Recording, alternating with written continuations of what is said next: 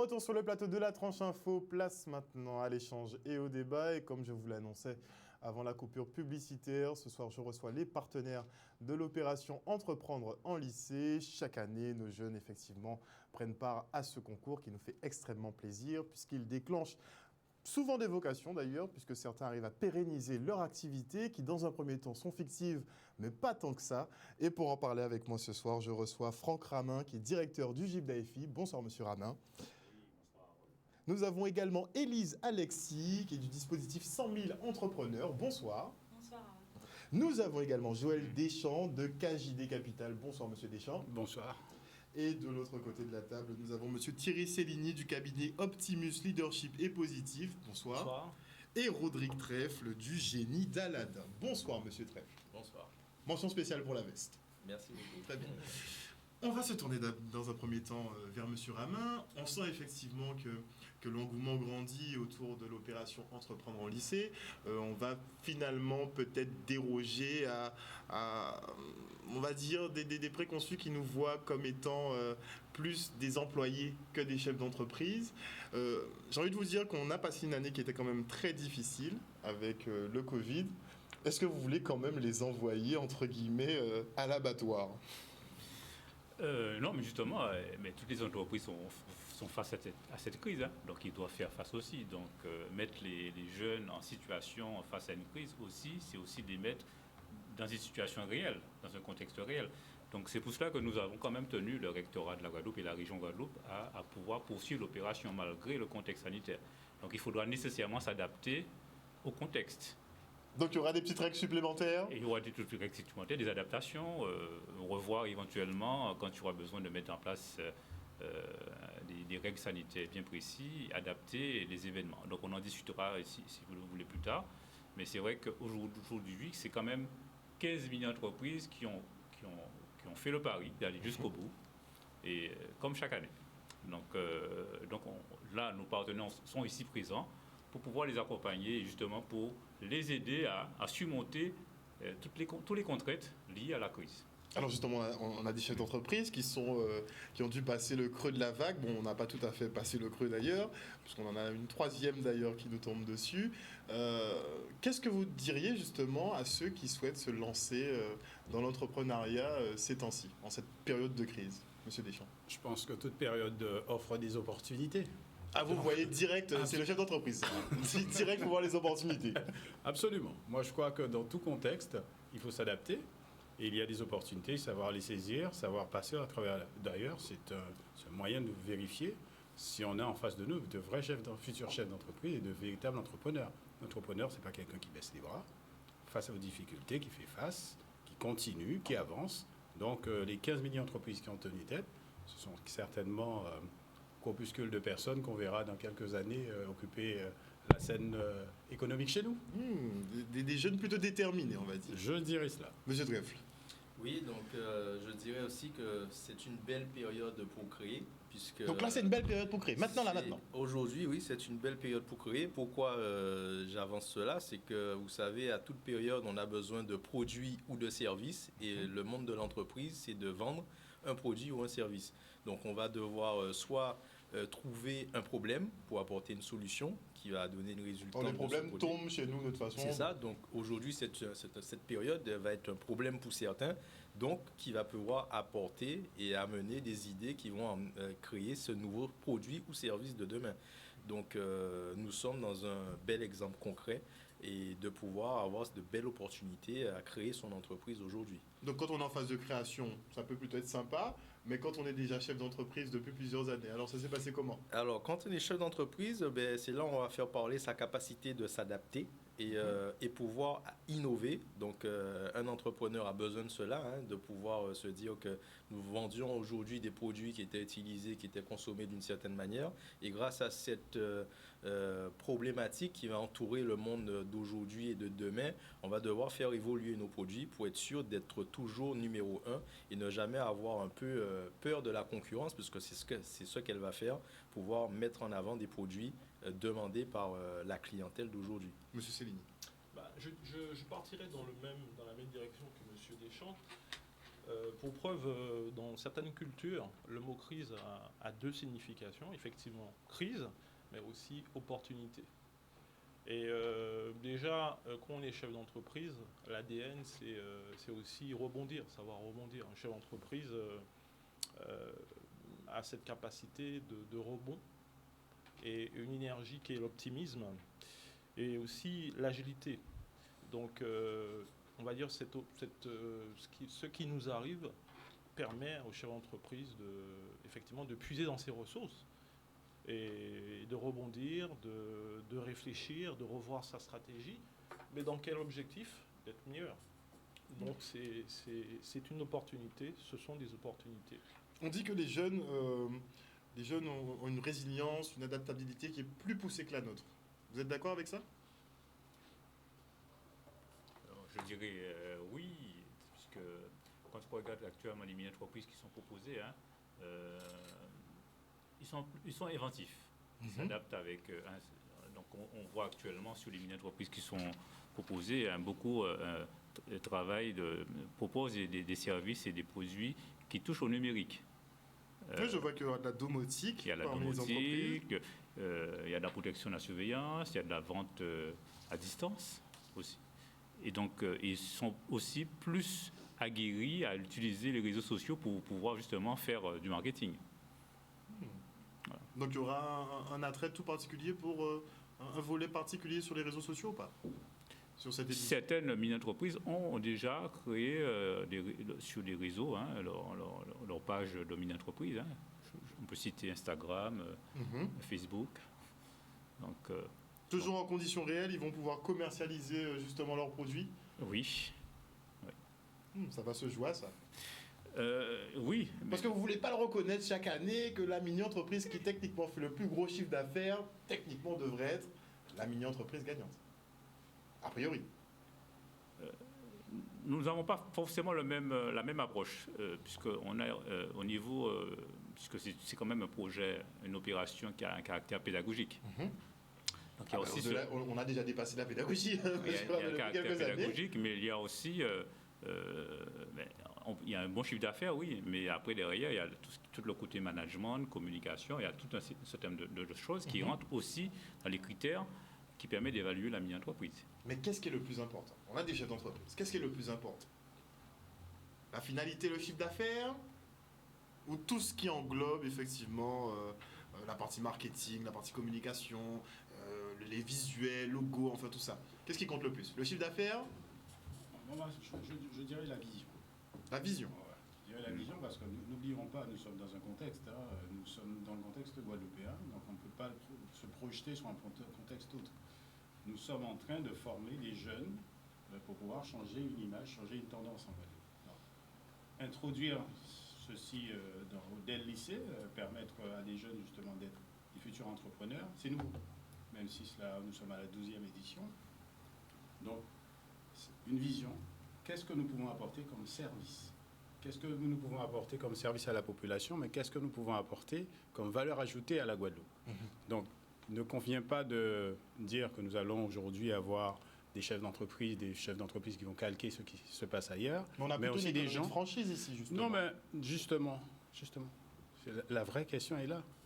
Si nous avons en face de nous des entrepreneurs, pourquoi ne pas avoir des entrepreneurs qui se projettent sur le futur de la Guadeloupe, qui apportent un vrai produit, un vrai service adapté au contexte de notre île? Moi, je serais davantage pour pouvoir dire que... Vous préférez ce genre de projet? Absolument.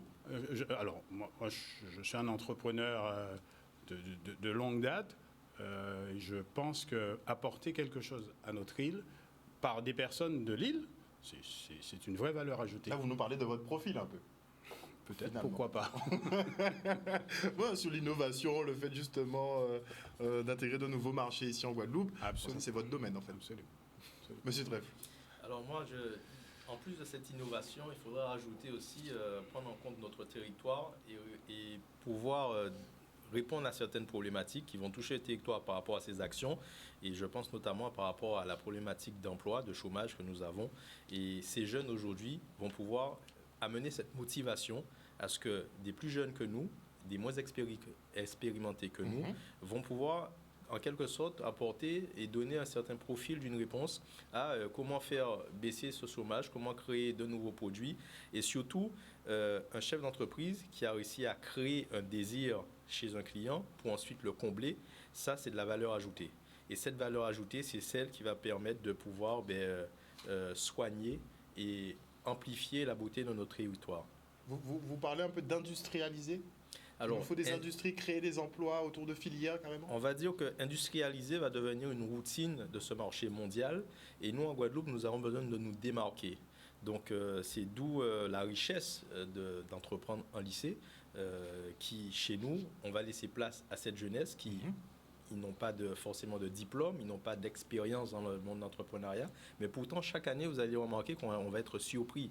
On va être surpris et jusqu'à être surpris par d'autres personnes qui prennent leurs ressources, leurs idées de ces jeunes qui eux-mêmes ont pu créer de manière hasardeuse un produit qui a intéressé un public et qui peut-être demain va nous sortir de ce pétrin alors qu'à la base, ils ne sont pas formés à. Techniquement. Mais ils peuvent nous surprendre. Franchement, chaque année, on est... ils arrivent à nous... franchement, moi, je suis dépassé. Monsieur Céligny. J'ajouterais la culture d'entreprise. C'est vrai que c'est une... La culture d'entreprise. La culture d'entreprise. Alors, on dit ça souvent. C'est quoi? Ce serait quoi? Alors, la culture d'entreprise, c'est vrai que décline de... On va dire qu'il y a... Ce n'est pas un seul élément. Donc, c'est un ensemble d'éléments. Déjà, la culture d'entreprise, déjà être dans la posture du chef d'entreprise, savoir qu'est-ce qu'un chef d'entreprise.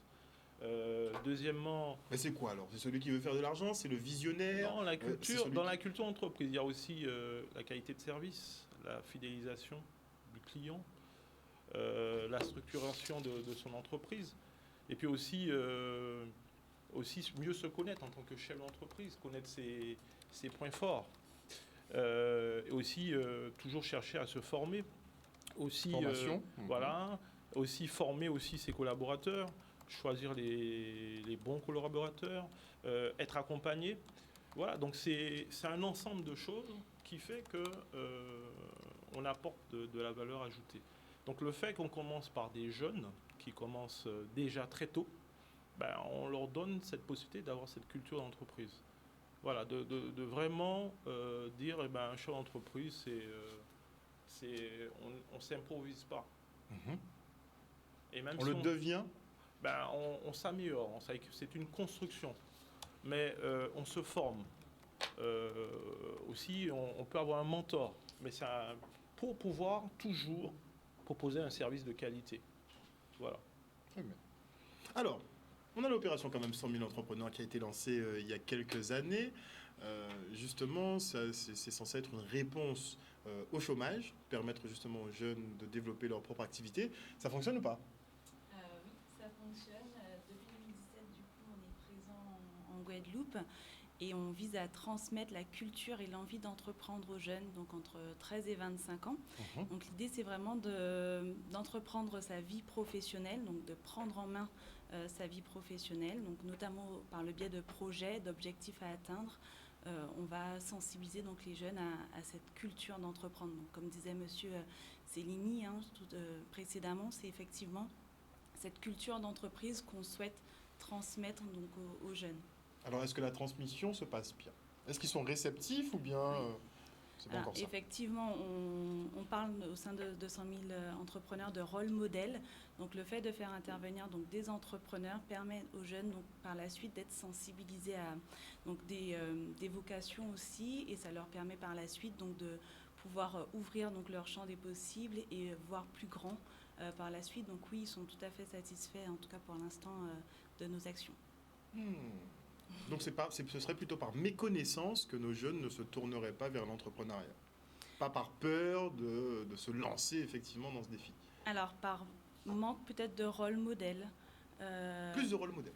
Plus d'exemples finalement autour d'eux qui ne se lancent pas. Tout le monde n'est pas entrepreneur. Tout le monde n'est pas salarié. Au sein de 100 000 entrepreneurs, on ne veut pas que des entrepreneurs, on veut également des entrepreneurs et des salariés. L'idée, c'est de pouvoir prendre en main sa vie, comme je le disais précédemment. Et donc, oui, il faut qu'ils aient un certain un objectif et un certain rôle finalement à suivre également. Donc avoir des modèles. Vous en avez eu, vous? Des modèles de chefs d'entreprise qui vous ont marqué, qui vous ont poussé à vous lancer? Me lancer, non. J'étais déjà, je pense, mon parcours est assez particulier. Hein. J'ai eu un mentor, oui. Donc le mentorat, c'est important. Oui, j'ai eu un mentor, mais j'étais déjà dans l'entrepreneuriat. Donc, c'est-à-dire mon principal associé à l'époque du câble, principalement, qui était un Canadien, malheureusement paix à son âme, il est devenu pour moi un père spirituel. Nous partageons les mêmes valeurs. Donc son parcours me correspondait parfaitement et je me suis dit, je ne suis pas dans l'erreur. Voilà. Et donc ça vous a permis de vous conforter sur mes choix. Conforter sur mes choix. Alors, c'est vrai que entreprendre en tant que tel, je pense que c'est un long parcours, c'est un long cheminement. Dès l'enfance, dès mon éducation, j'ai commencé à gratter la terre avec mes parents. Hein. C'est ça aussi l'entrepreneuriat. Vous étiez d'une famille d'entrepreneurs déjà. Voilà, connaître, découvrir, être curieux.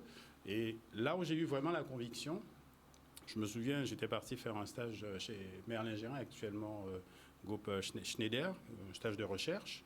Et au bout de 15 jours, j'avais apporté la solution. Et je me suis dit, c'est fini, j'ai compris, je suis fait pour cela. Je suis fait pour l'entreprise. Par contre, je ne resterai pas à l'extérieur. Si j'ai des compétences à vendre, je viendrai les vendre en Guadeloupe. Après, pour le projet avançant, donc il y a eu ce fameux gros projet qui a été apporté en Guadeloupe, que j'ai porté à bout de bras. Et j'ai eu ce Canadien qui était pour moi un papa. Et quand nous avions échangé énormément, je me suis rendu compte qu'il me confortait sur mes choix, ma démarche, et que nous avions des valeurs communes. Nous avions un parcours commun et que nous partageons des valeurs. Au-delà de l'argent, je répète souvent, ce n'est pas cela, c'est qu'est-ce qu'on apporte à notre pays, qu'est-ce qu'on laisse comme trace. Ce n'est pas ce qu'un homme a entre les mains qui est important, mais c'est ce que nous laissons. Vous êtes vraiment dans la vision, sur le très long terme. C'est ma démarche. Voilà, c'est ma démarche. Alors je pense qu'effectivement, ce mentor qui va être incarné et vu par tous ces entrepreneurs commence depuis le plus jeune âge. En ce qui me concerne, personnellement, ça a été mes parents, mon père et ma mère. Je suis issu d'une famille agricole où j'ai pu créer ma première entreprise agricole il y a une dizaine d'années, que j'ai nommée le Poulet Nègre, et qui a pu déboucher vers de la création, puisque je suis un entrepreneur dans l'âme, où j'ai pu créer d'autres sociétés dans d'autres domaines d'activité qui sont différents les uns des autres. Justement, donc vous êtes dans le poulet, il y a quoi d'autre? Alors je suis dans le monde agricole, donc société avec le Poulet Nègre, un poulet label. Né et élevé en Guadeloupe. Né et élevé en Guadeloupe. J'ai aussi créé une société de transport dans le luxe pour pouvoir pallier au manque de services haut de gamme dans le transport de personnes avec une société que j'ai appelée My Private Driver. C'est bon, d'accord. Oui, oui, c'est moi. Okay.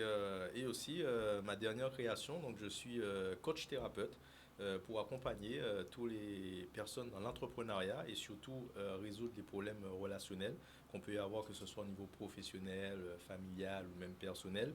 Vous avez constaté que dans la gestion entrepreneuriale, il y a beaucoup de problèmes? Alors, il peut y avoir beaucoup de problèmes, mais en fait, le problème n'existe pas. C'est juste en fait la méthode et dans quel cadre on va apporter une solution à ce problème ou cette problématique qui va nous titiller sur le moment. Donc pour vous, un problème qui n'a pas de solution, c'est pas un problème. Alors, c'est un faux problème, ça. Ça, c'est vrai que c'est un peu véridique ce que vous dites, puisque s'il y a une solution, il ne peut pas y avoir de problème. Donc il faut d'abord se concentrer sur la solution. Et souvent, c'est juste en fait comment communiquer. On a souvent des problèmes de communiquer. Et grâce à tout ce que j'ai pu apprendre et mes formations certifiantes en tant que thérapeute et coach à l'international, j'ai pu pouvoir découvrir un monde pour pouvoir mieux apprendre et conseiller aussi aux autres et surtout mieux pouvoir fournir un service qui va pouvoir être à l'entrepreneur de base, encore aller plus loin, plus haut et beaucoup plus vite, tout en s'écoutant lui-même et en communiquant mieux autour de lui. Donc, c'est des entreprises que j'ai développées et j'en ai encore d'autres. C'est compliqué quand même. Là, vous nous dites, finalement, on doit s'écouter soi-même, donc être un peu têtu, être un peu rêveur, être un peu dans son monde, tout en écoutant les autres. Voilà, pourquoi s'écouter soi-même? Puisque chaque individu vit dans sa carte du monde. Et là où il y a premier conflit, c'est qu'on n'arrive pas à comprendre la carte du monde de notre voisin ou de celui à qui on communique. Donc, il faut être conscient de sa propre carte du monde et accepter de rentrer dans la carte du monde d'un autre quand on veut rentrer en interaction avec lui. Donc, ça va être souvent la base de tout type de problème. C'est un peu de la psychologie. mais que je vais allier au monde de l'entrepreneur. Et que je vais aujourd'hui proposer un service par rapport à ça, en proposant des séances pour cadrer et pouvoir accompagner les gens dans cet état de fait qui va être le plus souvent une meilleure communication avec soi-même pour être en harmonie avec les autres. Vous êtes très sur la communication. Très sous la communication, puisque il faut que vous le sachiez, 95% de notre communication se fait par le non-verbal et non par le verbal. Et ce que beaucoup de personnes oublient, donc il ne faut pas s'arrêter au mot, car le mot n'est pas le mot. Et il faut surtout apprendre à se comprendre et pouvoir, toujours en étant bénéfique à notre territoire et notre pays, toujours avoir cet objectif de voir le tout et pour tout le monde beaucoup mieux. De voir le tout, d'essayer de prendre du recul pour voir l'ensemble. Mais à l'heure, effectivement, M. Céligny, où on est en plein Covid, 95% de communication non verbale. Maintenant, on passe sur de la communication quasiment exclusivement verbale par téléphone ou bien par vidéo interposée. Est-ce que l'entrepreneuriat ne va pas évoluer vers moins de discussions peut-être, moins de problèmes aussi? Pas forcément. Je pense que... Moi, j'en doute aussi. Je pense plus que c'est plus, on va plus vers de la construction. Ça veut dire que tout ce qui nous arrive en tant que chef d'entreprise, c'est plus de l'apport ajouté, c'est de la construction. Et cette capacité de s'adapter à ce qui se passe, par exemple. Ça veut dire qu'un chef d'entreprise ne peut pas rester insensible à l'évolution des choses. Ça veut dire que maintenant, on communique beaucoup par le digital, donc il ne va pas rester insensible. Donc s'il veut aussi... on va dire évoluer vers le plus, il doit aussi interagir avec le monde qui l'entoure. Donc on est plus dans la construction, mais on ne reste pas figé. Donc c'est cette capacité d'être agile, toujours dans l'objectif d'évoluer, de répondre, répondre à des marchés. Donc il ne peut pas rester figé, rester cloîtré, non, au contraire, il doit évoluer avec le monde qui l'environne. Donc ça va être un facteur déterminant de toute façon oui, voilà, pour le concours, ça c'est sûr. On attendra de voir les projets qui seront présentés. On va se faire tourner vers vous, monsieur Rama. Comment ça va se passer cette année d'ailleurs? Parce que c'est pas comme les autres années, on a Covid. C'est pas comme les autres années. Donc comment ça va se passer? Donc on va retrouver les événements phares de l'opération, puisqu'il y a eu... Et la galerie, parce que normalement il y a présentation à la galerie. Moi je vais en venir là. Si la galerie fermée, on fait comment? Vous parlez de la foire exposition. Mais oui, donc la foire exposition. Donc Covid étant, nous ne pouvons pas faire la foire exposition comme d'habitude, puisque on peut pas réunir le public à un endroit donné. Donc nous sommes en train de réfléchir justement à de nouvelles formes, soit de faire une foire exposition à huis clos, soit aussi de passer à une virtualisation de la foire exposition. Donc tout dépendra, puisqu'on a là on ne peut pas encore dévoiler des choses, puisque le contexte évolue et nous devons nous adapter au contexte. Donc on a prévu... Mais ça fera double adaptation pour les participants là. Voilà. Donc là on est pour vous dire, on est sur plusieurs plans. Un plan avec éventuellement... Parce qu'il est quand même bon que les jeunes puissent présenter, puisque l'idée de la foire exposition, c'est vraiment d'exposer, d'être en situation réelle d'un exposant, de savoir présenter leur service. Avec le passage, avec le public qui vient. Malheureusement, là, actuellement, le contexte ne nous permet pas d'accueillir le public. Donc, on va travailler de telle manière à ce qu'au moins les élèves puissent aménager leur stand et présenter leurs produits et être évalués. Parce que derrière aussi, il y a une évaluation par un jury de professionnels. Ou si ce n'est pas possible, on passera avec des dispositifs virtuels. Mais vous êtes dans l'adaptation. Quoi qu'il arrive, vous allez trouver une solution. On s'adapte, oui. Ah, mais très bien. Au moins, on est bon là-dessus. Avant de se quitter, j'aimerais bien qu'on fasse un tour de table, que chacun porte ses conseils justement à ces jeunes. Je sais que normalement, vous avez vos petits protégés, mais bon, si ça peut bénéficier à tout le monde, les conseils, on est preneur. Monsieur Céligny. Je dirais, petit conseil, oser. Oser. Mais pas des idées trop farfelues quand même. Maintenant, ils sont accompagnés. Ils ne sont pas lâchés dans la nature, donc ils sont accompagnés. Ils sont accompagnés par des coachs, ils sont accompagnés par des mentors. Donc il faut être dans l'expérimentation. Donc il faut être dans l'expérimentation. Donc au contraire, plus on est dans l'expérimentation, on améliore. Parce que quand on a une entreprise, on fait tout le temps ça, hein. On a un curseur et on dit bon là je fais ça, bon j'ai vu que bon ça marche pas, on fait ça, on augmente quand ça fonctionne plus. Donc on est aussi dans Mais il y a l'expérimentation. peut-être des secteurs à éviter. Bien sûr, en ce moment. avec l'étude de marché, on fait une étude de marché. Et après, on va expérimenter son produit. Il y a l'expérimentation. Donc, la foire exposition, c'est aussi un moyen, un beau moyen d'expérimenter son vis-à-vis des clients, voir est-ce que ça fonctionne. Est-ce que l'idée qu'on a, est-ce que dans la réalité, dans la pratique, est-ce qu'il y a un retour, il y a un feedback. Voilà. Donc, on est dans l'expérimentation. Donc, déjà, oser être dans cette énergie, être aussi optimiste. Alors, est-ce que vous seriez optimiste? On ne va pas donner toute la trame du projet, mais par exemple, est-ce que vous seriez optimiste sur un projet d'organisation événementielle? Alors, on va déjà faire une étude de marché pour voir l'état des lieux, faire un état des lieux. Et puis, Là, vous recommandez un sérieux état des lieux là en période de Covid. non, mais patientez, je vais finir. Allez-y, Voilà, allez-y. voilà, un état des lieux. Bon, c'est vrai qu'il y a des. En faisant une étude de marché, ça nous permet de voir est-ce qu'il y a des projets qui ont plus de chances de réussite. Donc c'est déjà ne pas se lancer comme ça, mais il faut déjà préparer le projet. Il y en a qui prennent 1 an, il y en a qui prennent 2 ans, il y en a qui prennent 3 ans, il y en a qui prennent moins de temps, mais il y a déjà une préparation avant de lancer son projet.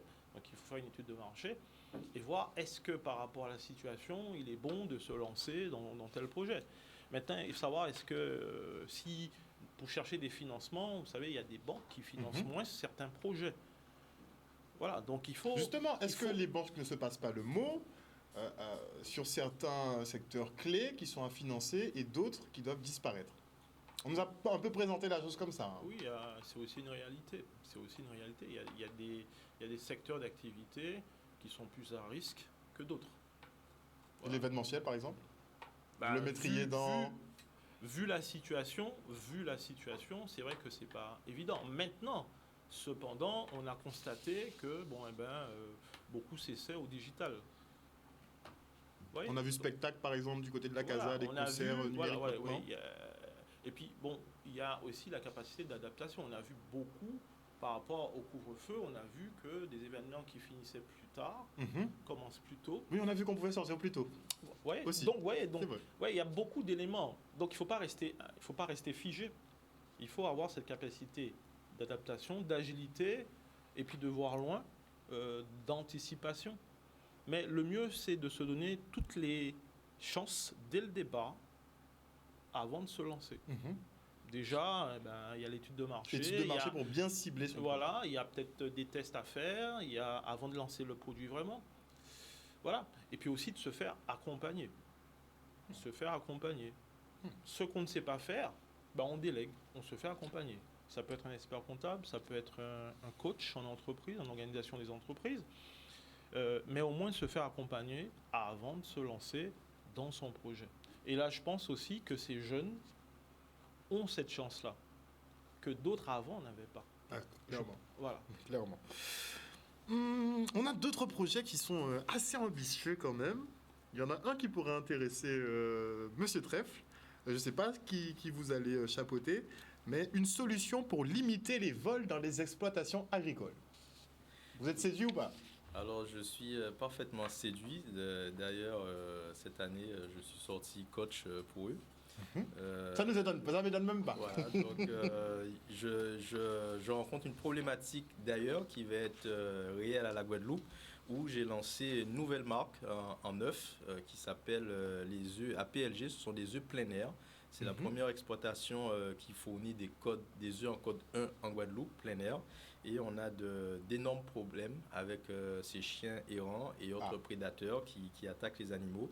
Et ce projet de cette mini-entreprise m'a bien sûr émerveillé, car d'autres entreprises n'ont pas pu répondre forcément à ma problématique. Sur un site isolé, comment empêcher ou voir ces chiens arriver qui vous éliminent toutes vos poules une par une. Donc c'est une mini-entreprise qui a vraiment eu une belle idée. Et cette idée, j'espère les accompagner au plus loin pour pouvoir arriver à des résultats qui vont être concrets, qui vont être surprenants.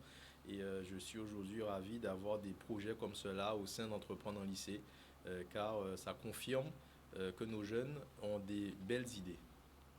Franchement, si ça peut aboutir, déjà, la maison du crabe devrait s'équiper parce que chaque année, ça devient problématique. Ensuite, on a un journal numérique. Qu'est-ce que vous pensez de la création d'un journal numérique? On est en plein dedans. On est en plein dedans à l'ère de la digitalisation, donc je pense qu'ils sont bien dans leur thème et oui, ça va pouvoir donner des issues possibles par la suite, donc ça peut être intéressant. Moi, c'est un gros challenge quand même. Hein. C'est un beau challenge, il y a beaucoup de concurrence également sur ce On est marché-là, donc il va falloir se démarquer et s'accompagner aussi de bonnes personnes pour pouvoir être démarqué donc sur ce marché. Donc, est-ce que vous serez là pour les aider à choisir justement leurs accompagnants? Alors 100 000 entrepreneurs, non, personnellement, mais on a aidé donc en tout cas dans le choix des coachs, des mentors. Donc vous avez orienté. On va les accompagner là-dessus. D'accord, très bien. Monsieur Deschamps, alors on a de la conception et commercialisation de lampadaires solaires. Qu'est-ce que vous en dites? Marché concurrentiel, déjà, chinois. Qu'est-ce que vous en dites? Écoutez, c'est quelque chose qui se fait un peu partout. Donc, dommage qu'on n'ait pas davantage de projets qui se démarquent un peu, comme d'autres qui correspondent. Je disais au début de l'intervention qu'il fallait d'abord regarder un peu les nécessités et les besoins de notre pays avant de se lancer. Parce que si on vient sur un marché qui est déjà connu, saturé, maîtrisé, où les surcoûts sont là, mais bon, ils sont là pour apprendre. Disons qu'ils sont là pour apprendre, donc ils apprendront comme cela. Ils auront au moins initié quelque chose. Et vous savez, la force de l'entrepreneur, c'est quoi? C'est quand ça n'a pas réussi, on recommence autre chose. Mais on n'abandonne jamais. Donc, c'est pas mal, effectivement. Voilà. Alors, une deuxième petite idée, peut-être, on a de la fabrication d'emballages alimentaires uniquement en bambou. Alors, je me souviens parfaitement de ce projet qui m'a beaucoup fasciné. Et là, parfaitement, ça correspond à notre particularité. On a du bambou, on a un certain nombre de choses, on a un marché qui a évolué, on a une loi qui a évolué. Les contenants en plastique doivent disparaître. Voilà des jeunes qui ont trouvé une idée immédiate qui répond à une problématique immédiate et un besoin de marché. Donc, ils sont dans la vision. Donc, aujourd'hui, le produit n'est peut-être pas connu, mais le sera dans le futur. Et donc, va répondre avec des adaptations, très certainement. Mais voilà, certains. Ceux-là sont plus visionnaires et à l'écoute de l'évolution. Et on fait l'inventaire de nos ressources ici, puisque le bambou est disponible. Et se gaspille, principalement. Se gaspille et pourrait, pourquoi pas, être planté plus tard. Parce que si on se rend compte que ce produit se développe et pourrait être diffusé à l'extérieur, cela pourrait aussi apporter des idées à d'autres de pouvoir être juste producteur pour pouvoir fournir à l'industrie qui transforme et qui transmet le produit. Vous pensez qu'on peut se convertir en producteur? Bien sûr. Je pense que la Guadeloupe regorge de ressources. Par contre, on ne sait pas les exploiter. Puisque, regardez, vous faites venir des produits, vous avez des magasins qui font venir des produits venant de Bali. C'est le même climat. Ce sont les mêmes produits à base de bambou, à base de bois, etc. Vous importez du citron de Costa Rica et compagnie, alors que nous avons le même climat. On vous dira Citrus Greening est passé par là. Oui, mais ça, c'est le langage des faibles. On aurait pu trouver une solution entre temps déjà. Chaque problématique, il y a une solution. Citrus Greening, vous parlez du coronavirus, c'est pas éternel. C'est pour un moment. Donc, c'est le moment peut-être de trouver des opportunités, de créer un certain nombre de choses, et en disant qu'après, ça ira très bien. Voilà. Effectivement. Monsieur Ramin, pour conclure, inviter nos jeunes à bien se préparer parce que, bon, s'ils font partie du jury, ça risque d'être déjà compliqué pour eux. Parce qu'ils n'ont pas la langue de leur poche. Et visiblement, on ne va pas leur faire de facilité aux jeunes. Alors, pour conclure déjà, je voudrais déjà remercier nos partenaires qui, malgré les conditions, on connaît la réalité des entreprises actuellement, qui arrivent à quand même trouver du temps à consacrer à nos jeunes et aller sur le terrain. On parle de mentors, il y a aussi des entreprises, des parrains qui viennent parrainer aussi les mini-entreprises. Donc, je tiens à les remercier. Ils ne sont pas tous là présents sur le plateau, mais il y en a un certain nombre qui nous accompagnent sur le mentorat. mais aussi à travers leur présence dans les jurys, mais aussi par des dons de cadeaux qui vont permettre de primer les mini-entreprises. Donc, je les remercie vraiment, puisqu'on connaît le contexte actuellement. Et bien entendu, c'est une opération qui est financée par la région Guadeloupe, par les fonds européens et aussi par le rectorat. Et une pensée aussi pour les enseignants. Les enseignants qui font, ils sont à fond derrière leurs élèves. qui font un travail formidable. D'ailleurs, ça nous arrive de dire aux enseignants, mais laissez-les faire eux-mêmes. On les voit vraiment qui prennent à corps le dossier et vraiment les remercier de telle manière, puisqu'on connaît le contexte aussi, puisqu'ils ont leur travail à côté en tant qu'enseignants, mais ils poussent les jeunes, ils les accompagnent. Et c'est vrai que la rencontre de ces deux mondes, le monde de l'éducation, le monde de l'entreprise, permettra justement à faire ressortir, pourquoi pas, nos futurs entrepreneurs pour la Guadeloupe. Monsieur Deschamps parlait de vision et nous sommes dans cette même dynamique. Permettre à nos jeunes de trouver des produits, des services qui vont servir pour nos citoyens guadeloupéens. Il ne s'agit pas non plus de refaire ce qui existe déjà, mais c'est vrai qu'on les accompagne à innover aussi, à proposer des services et à utiliser les produits, les ressources de notre pays. Merci beaucoup en tout cas à vous tous et toutes d'être venus sur ce plateau ce soir. Avant de se quitter, il y en a quand même une qui s'appelle FAP, donc Fruits à pain au pouvoir. Oui. Pour créer des supports ludiques et pédagogiques. J'attends de voir ce que ça donne. J'attends de voir ce que ça donne. On n'a pas vu beaucoup de choses. Ils ont bien avancé. Ils ont beaucoup avancé ? Oui. D'ailleurs, les projets sont bien avancés parce que c'est bientôt fini là. Oui. Malgré, il y en a pas mal qui sont bien avancés. Okay. Je peux citer aussi une entreprise qui fabrique un parfum. Oui, on a un parfumeur, effectivement. Il y en a qui font aussi un service pour les petits déjeuners diététiques, parce que... Vente de box de petits déjeuners diététiques. Diététique, oui. Parce ils pensent déjà à la ligne. Tout à fait, puisqu'ils constatent que leurs camarades mangent des chips, mangent des choses sucrées très tôt le matin, alors que ce n'est pas forcément ce qu'il y a de mieux le matin. On pourrait peut-être faire évoluer les mentalités chez les petits, ce serait pas mal. En tout cas, merci encore une fois d'être venu. On a hâte de commencer à recevoir les mini-entreprises. Ça va se passer à partir de lundi prochain. On va bien s'amuser. Merci encore. On vous suivra pour vos activités. Surtout Monsieur Trèfle, Monsieur Deschamps aussi, beaucoup. Ça se passe bien, Caru-Kiralon ? Tout va bien. Tout va bien ? Bien sûr. Super. Il y a d'autres projets dans les tuyaux ? Bien sûr. Ouais, il y a des projets en construction qui évoluent, qui avancent. On a très récemment baptisé nos lodges, Lodge. On en a d'autres en développement sur le territoire, pas forcément sur le site. Et puis, il y a d'autres projets de développement. Je ne peux pas les dévoiler tout de suite, mais bon, les collaborateurs travaillent dessus. Donc, vous saurez progressivement, vous découvrirez les choses. Non, ça fait plaisir de voir des entrepreneurs qui n'arrêtent pas justement d'innover et de lancer des activités. Ça fait toujours plaisir. Et vous, Monsieur Trèfle ? Oui, d'accord dans les tuyaux. Il y a un très gros projet qui est en train de se faire sur la zone Baïf-Bastère, donc dans l'agritourisme, qui va être... Vers Bastère ou à Bastère ? Alors, j'ai déjà un peu donné la réponse. On va dire que c'est entre Baïf et Bastère. On va avoir une localisation précise quand même, monsieur Trèfle. Voilà, non, mais vous le saurez bientôt. C'est le projet en agroforesterie ? Alors, c'est sur de l'agritourisme, non, c'est pas de l'agroforesterie. Donc, c'est un agritourisme.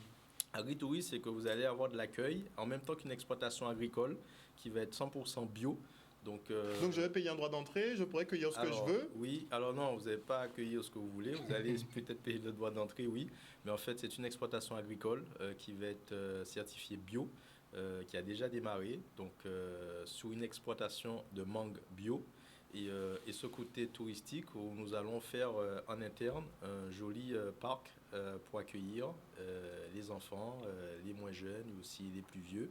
Et tout ça basé sur un rêve que j'ai eu depuis que je suis tout petit, où quand je pars à la métropole où j'aimais aller à Walt Disney, je me suis toujours dit qu'il fallait faire un Walt Disney mode Guadeloupe.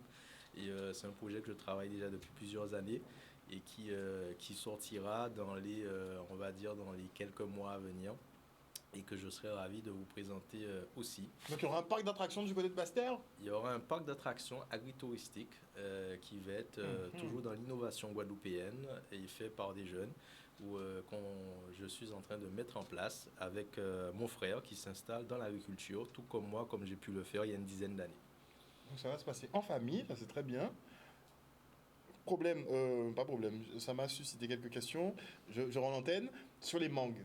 C'est ça. Donc, Mais sur les mangues, c'est la naissance de la filière, la fameuse filière mangue ou pas? Non, cette filière, elle existait déjà. Il faut savoir que la Guadeloupe était une grosse productrice de mangue qui exportait même en métropole. Nos mangues se retrouvaient sur les marchés métropolitains. On en apprend tous les jours. Et aujourd'hui, à cause de la concurrence, surtout espagnole, tout ce qui est République dominicaine et autres, on va dire que le marché n'était plus concurrentiel et les exploitants qui se faisaient un peu vieux et qui n'ont pas su innover aussi dans le bon sens ont préféré donc laisser cette exploitation à des plus jeunes pour apporter de nouvelles idées où on a fait naître la mangue bio.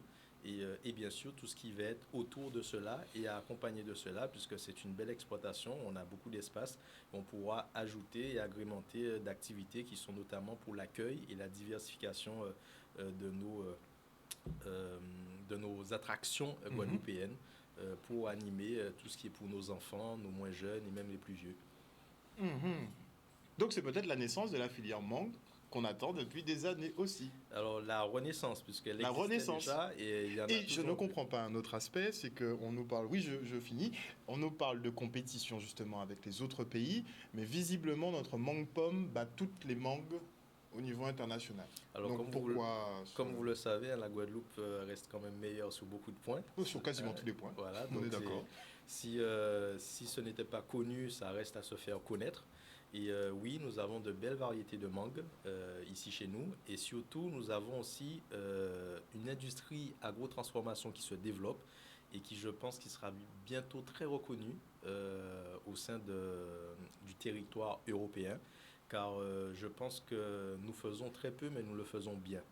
Et on a de belles. On peut faire beaucoup bien aussi. Hein. Oui, on peut faire beaucoup bien, mais on est, on va dire, reconnu jusqu'à ce jour pour peut-être faire très peu, mais on le fait très bien. Après, peut-être que nous allons évoluer et faire beaucoup bien. Mais c'est vrai que là, aujourd'hui, les Guadeloupéens et aussi un groupe de jeunes agriculteurs dont je fais partie, je tiens à saluer quand même le syndicat JIA des jeunes agriculteurs qui sont hyper actifs et qui, énormément de jeunes, c'est impressionnant le nombre que je vois, qui s'inscrivent, qui participent et qui créent et qui sont aujourd'hui malheureusement méconnus de la Guadeloupe et pourtant qui sont des produits qui peuvent être largement concurrençables par rapport aux produits de nos concurrents des îles de la Caraïbe. C'est pas que je suis trop chauvin, hein, mais on est quasiment les meilleurs dans tous les domaines. Alors, surtout en alimentaire, ce qu'on produit est excellent ici.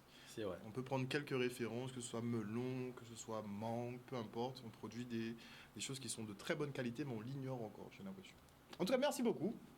Passez une bonne soirée sur Canal 10 Télévision. J'ai un peu prolongé, désolé, mais le débat quand même était intéressant. On se retrouve demain à 18h30 pour une prochaine tranche info. Des bisous.